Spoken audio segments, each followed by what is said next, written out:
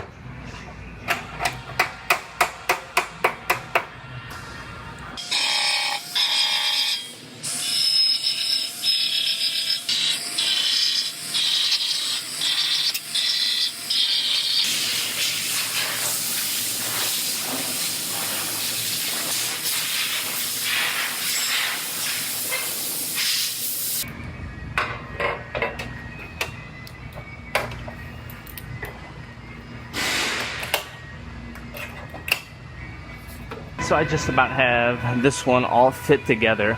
I'm gonna make some quick comparison measurements. First I'm gonna check the length, and I'm just going from this hole to right here, and then I'm gonna compare it to this side, dead on. And now I'm doing an X, same points, that's pretty much dead on.